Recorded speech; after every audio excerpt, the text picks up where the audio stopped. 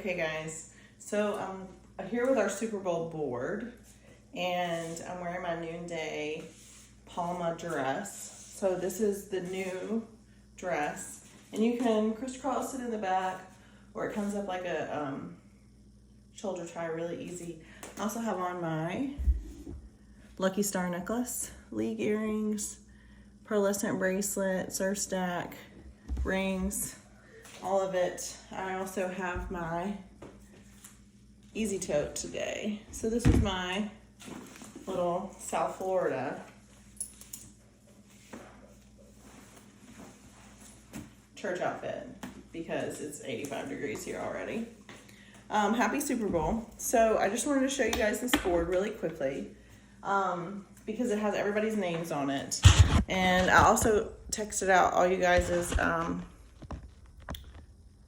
your individual ones. So I hope that makes sense. We did try to do it on the chalkboard, but it didn't work out as well. Okay.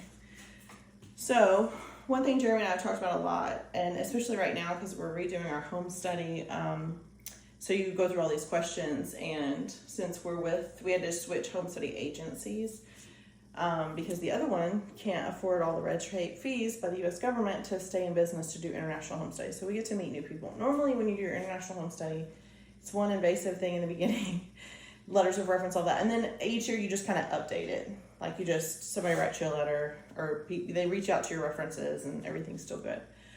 We do have to get fingerprints every year and go to the doctor every year, but whatever.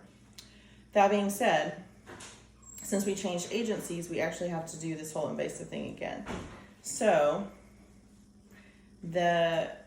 we have to rewrite essays on like why we want to adopt and how we're going to incorporate Liberian culture. And one of the things that Jeremy and I talked about is one of the reasons that we were so drawn to Liberia is because we like Liberia. We've had friends adopt from Liberia. We've heard Liberia's story of resilience. Liberia has some internal struggles and external struggles. But they're, one generation away from being a country that can stand on its own, in my opinion. Maybe not be the superpower of the world, but I mean, you think about how many people are just in Florida, that's way more than is in the whole country of Liberia. So, way more. So, those statistics are kind of interesting to me.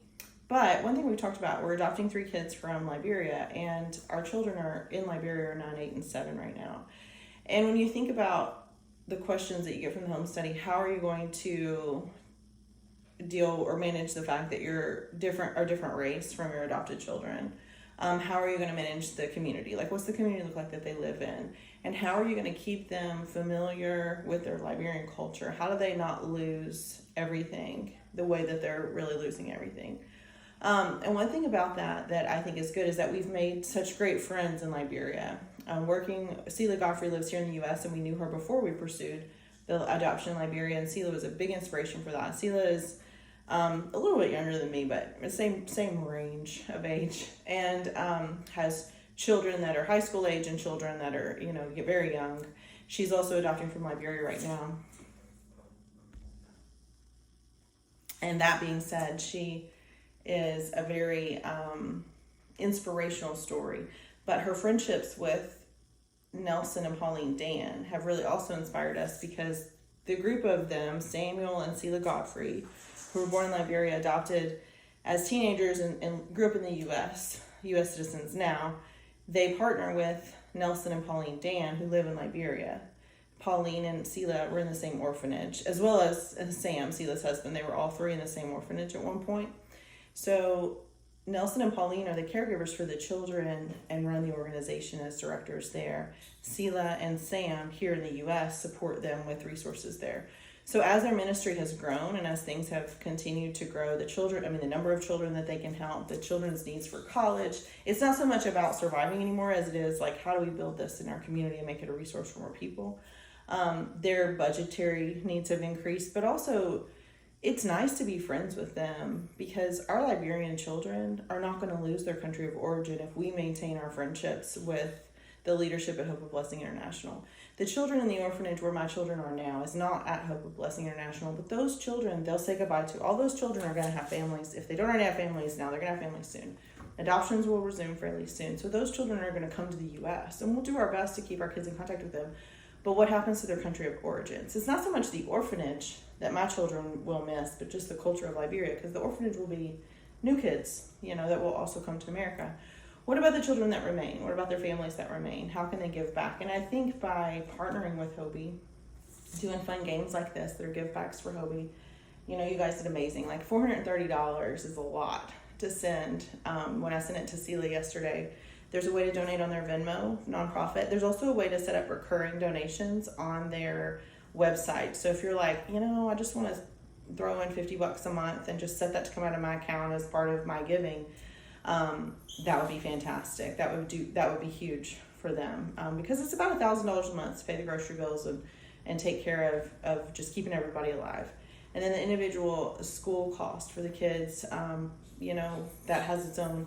Their emergency medical needs. I did some math on that, kind of based on what they needed while we were there, what happened, and the number of people they are. And honestly, you could finance their medical needs with about $2,500 a year. So that gives you $200 a month for somebody to get sick. Most of the time, the kids are really healthy during malaria season. That obviously that has a problem when they have the rainy season, because malaria is a very common thing to get. But you think about like food, $12,000 a year for like 38 people, really, if you count their staff. And then you talk about medical, $2,500 a year, so $2,400 a year. That's what they need. So, but that's really small to keep that many people healthy in Liberia. So from an American standpoint, our cost of living is very high. But for us to find, 12 people willing to give $200 just one time, that covers their medical needs for a year in terms of like ER visits, medical clinic stuff, when somebody gets sick. So regardless, Jeremy and I have just decided that being friends with Nelson and Pauline in Liberia, being friends with Sam and Sela here, and honoring the adoption of our new children into our family, and trying to help them with the grief of losing everything except for each other, but also understanding their new American culture, and also seeing how we as Americans partner with Liberians for the greater good of everyone. So it's an exciting idea. So I like it that it really does help us forge a long-term relationship with our Liberian friends that is a lot more consistent, when they know that this isn't just about us helping you, but it's about you helping our kids, you helping us. It's about all of us maintaining our friendships long-term. So that's what's exciting. So if you guys want to buy some new stuff, I want to kind of show you my shoes too. Ribbon sandals. I've been wearing those a lot. If you don't know how to tie, I tied these a week ago. I haven't retied them at all. They're easy to slip on and off. I can teach you if you don't know. I can show you videos. But literally, you just tie it once, and then you just stick your little foot in there and pull up the straps. They give just enough where you can put it back on. And these are like really cute stacks. So all of the tropical stuff that Noonday has put out is so Southwest Florida, like all of it. The bright colors, the wraparound dresses, these sundress things, the Palma dress. These are so Southwest Florida. So I'm really excited. I think this stuff's going to sell really well. Every time you buy something from Noonday, you're providing work for someone in a developing country just like Liberia, and you're giving them a way to feed their families, a way to send their kids to school. So yes, and I wanted to do this video way before I started painting, because I'm painting bug beds between now and Super Bowl. So this one I'm going to put on YouTube, and then I'm going to do a live on Facebook.